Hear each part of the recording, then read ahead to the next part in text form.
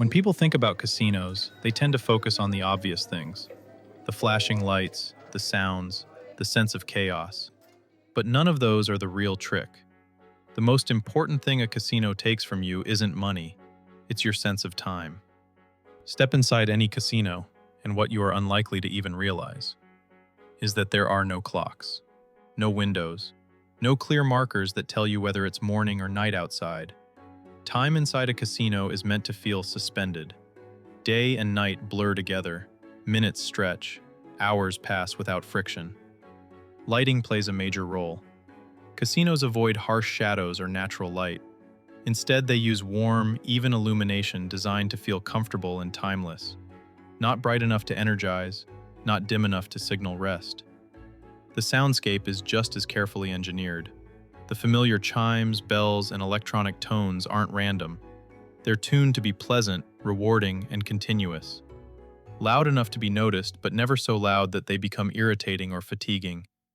Even the floor beneath your feet is part of the design. Casino carpets are famously busy, swirling patterns, irregular shapes, and complex colors. These patterns subtly discourage fast, direct movement. They slow walking speed, break up straight lines, and make the space feel larger than it really is. The layout of the casino reinforces the same goal. Games are positioned so that you're rarely more than a few steps away from another bet. Paths are indirect. Exits are visually downplayed. There is always something just close enough to try one more time. None of this forces anyone to gamble. That distinction matters. Casinos don't need to trap people. They only need to make staying feel easier than leaving. When time becomes unclear, decisions change. Spending $10 feels different when you don't know how long you've been there. Another game feels reasonable when there's no obvious end to the night. This is where probability quietly takes over. The longer someone stays, the more outcomes they experience. And in a system built on mathematical advantage, extended time always favors the house. When time becomes unclear, each new decision feels separate from the last. Moving to a different slot machine feels like a fresh start. Sitting at a new blackjack table feels like a new opportunity. What happened before starts to feel less relevant. It becomes easier to focus on what could happen next. The hand that turns things around, the spin that covers the rent, or the one that costs a paycheck. Losing track of how long you've been there makes that reset feel harmless. And when every new bet feels like a clean slate, choosing to keep playing stops feeling like a risk, even when nothing about the odds has changed. Gambling feels modern. Casinos, apps, sports betting, all of it feels tied to technology. But gambling didn't begin with cities, or money, or even writing. It began before history had a way to record itself. Archaeologists have found some of the earliest gambling tools ever made carved from animal bones. These primitive dice date back more than 5,000 years, long before organized governments or formal economies. They weren't toys. They were used for games of chance, wagers, and ritual decisions. In ancient Mesopotamia, gambling was already common enough to be criticized. Clay tablets describe disputes over bets and losses. By the time writing existed, gambling was already widespread enough to be regulated, which tells us it had been around much longer. In ancient China, early forms of lottery-style games were played using tiles and drawings. Some historians believe these games helped fund large public works, including early infrastructure projects. Chance wasn't just entertainment, it was a way to raise money and distribute risk. The Romans took gambling to another level. Dice games were everywhere, in taverns, private homes, even military camps. Roman soldiers gambled regularly, despite laws that technically banned it for civilians. The laws didn't stop people from playing, they just pushed gambling into private spaces. Across cultures and centuries, the pattern repeats. Different rules, different games, same behavior. Humans have always been drawn to uncertainty, to the idea that a small stake might turn into something much larger, to the possibility that luck might intervene just this once. What's striking isn't that gambling survived for thousands of years. It's that it survived every attempt to ban it, restrict it, or moralize against it. Because gambling doesn't rely on technology. It doesn't rely on wealth. It doesn't even rely on formal rules. All it needs is uncertainty and something of value at stake. Casinos didn't invent gambling. Lotteries didn't invent gambling. Online betting didn't invent gambling. They're just the latest structures built around one of the oldest human impulses there is. For most people, gambling is occasional, something done on weekends, during a big game, or on a night out. But for a small group of people, gambling isn't entertainment at all. It's work. Across the world, there are professional poker players who make their living entirely at the table. They study probabilities, track opponents, manage bankrolls, and treat each session like a shift rather than a thrill. For them, the goal isn't to win every hand. It's to make thousands of small, disciplined decisions that add up over time. Sports betting has followed a similar path. What was once casual guessing is now, for some, a full-time occupation. Professional bettors build statistical models, analyze injury reports, weather patterns, line movements, and market inefficiencies. They don't bet on teams, they bet on numbers. This professional layer exists because gambling itself has grown to an enormous scale. Today, the global online gambling market alone generates over $70 billion a year, and it continues to grow rapidly as betting shifts onto phones, apps, and live digital platforms. That money doesn't move in only one direction. Streaming has added another dimension. Some people now earn money by gambling in front of an audience. Poker streams, sports betting streams, and live casino content attract millions of viewers. In these cases, income doesn't come purely from winning. It comes from sponsorships, advertising, subscriptions, and platform partnerships. Entire careers now exist around gambling without being casinos themselves. Data analysts, odds traders, content creators, professional players whose income depends as much on discipline and visibility as it does on chance. This doesn't mean gambling is easy to beat, and it doesn't mean risk disappears. But it does show that gambling has become large enough and embedded enough to support entire professions, not just venues. Money still flows to the house, but it doesn't stop there. When people think about gambling, they often picture table games like poker or blackjack, games with rules, cards, and the appearance of strategy. But the most profitable gambling machines ever created don't rely on skill at all. They're slot machines. Across casinos worldwide, slot machines generate more revenue than all table games combined. Not because they pay out more, but because they operate faster and more consistently. A single slot machine can process hundreds of bets per hour. There's no dealer, no shuffle, and no natural pause between rounds. One spin ends and the next begins almost immediately.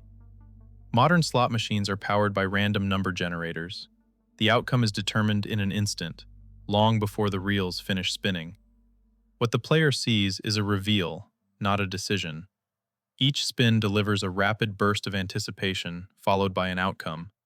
That cycle triggers dopamine release in the brain, the same reward chemical associated with learning and motivation.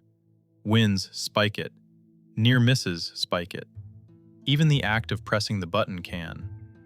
Frequent small payouts keep players engaged, while losses are broken into tiny increments spread over time. Sounds, animations, and visual feedback amplify these reward signals, making the experience feel active and responsive. It's hard not to notice how well this model fits the world we now live in. A fast-paced, dopamine-driven environment shaped by short-form content, endless scrolling, and instant feedback loops found on platforms like TikTok and Instagram Reels.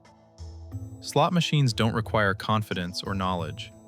You don't need to understand rules or beat other players. You simply sit down and start. Individually, each spin feels insignificant. Together, they make slot machines the most efficient revenue system in gambling history. Most gambling outcomes are small and forgettable. A little won, a little lost. Nothing that changes much at all. But every so often, something happens that feels almost unreal. In 2022, a single Powerball ticket sold in the United States won just over $2 billion, the largest lottery prize ever recorded. One ticket, one set of numbers, a payout so large it instantly entered history. A few years earlier, another ticket won $1.5 billion in the Mega Millions lottery. Again, a single draw. No strategy, no skill, just timing and chance aligning once. Casinos have their own moments of absurd luck. In 2003, a software engineer playing a slot machine at the Excalibur Casino in Las Vegas hit a jackpot worth nearly $40 million. He wasn't betting aggressively. He wasn't chasing losses. He was playing casually when the machine aligned in a way it almost never does. Other slot jackpots in the tens of millions have been won on minimum bets, the smallest possible stake triggering the largest possible outcome. These stories spread quickly because they feel impossible. They cut against how most systems in life work. In almost every other area, outcomes scale with effort, experience, or preparation. Gambling ignores all of that. It doesn't care who you are. It doesn't care how long you've played. And it doesn't care whether the result makes sense. But for every story of extreme gain, there is another side that receives far less attention. One of the most well-known gambling losses in history belongs to a businessman named Terrence Watanabe, who lost well over $100 million gambling at Las Vegas casinos over a short period of time. There was no single dramatic moment, no final hand, just repeated betting over and over until the losses became historic. These outcomes exist on opposite ends of the same system. One person becomes unimaginably wealthy in a single night. Another loses an amount most people will never earn in a lifetime. Both are rare, both are real, and both exist because gambling is one of the few systems where chance can produce results so extreme they almost defy belief. When people think about gambling, they usually imagine casinos, sports betting, or lottery tickets. But a growing amount of gambling doesn't look like gambling at all. In video games, players regularly pay for loot boxes, digital packs that contain random rewards. You don't know what you'll get until after you've paid. The outcome could be valuable or completely worthless. The mechanic is identical to a slot machine. Money goes in, chance decides the result. Blind bags and trading card packs work the same way. Physical products built around randomness. Some items are common, others are rare, and the excitement comes from the uncertainty, not the object itself. These systems often appear early in life. Long before people are legally allowed to gamble, they're already interacting with randomized rewards.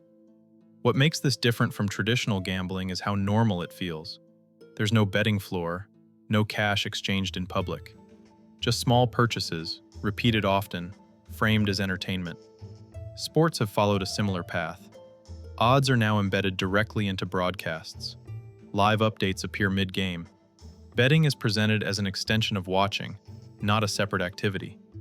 Even outside sport, people now bet on politics, reality television, award shows, and online events. Anything with an uncertain outcome can be turned into a market. None of these systems call themselves gambling, but they rely on the same principles: chance, anticipation, and reward.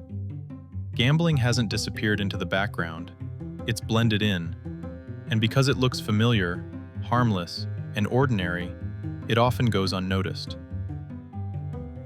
For most of history, gambling had limits. You had to go somewhere. You had to choose a specific game. The options were finite. Online gambling removed those limits, and then went far beyond simply copying casinos onto a screen. Modern online casinos don't just offer digital versions of slot machines. They offer volume. Hundreds, sometimes thousands of games are available instantly. Cowboy-themed slots, cartoon-style games, Angry Birds-inspired mechanics, Monopoly-branded machines. If something is recognizable, nostalgic, or culturally familiar, there's a good chance it's already been monetized and turned into a gambling product. What used to be a small set of games has become an endless catalog. Different themes, different visuals, different sounds, but the same underlying mechanic. At the same time, online gambling has blended directly into entertainment culture. Online casinos now run brand deals with streamers, influencers, celebrities, and even high-profile professional athletes. Gambling isn't just advertised anymore, it's streamed. People watch others spin slots live, place bets in real time, react to wins and losses, and turn chance itself into content.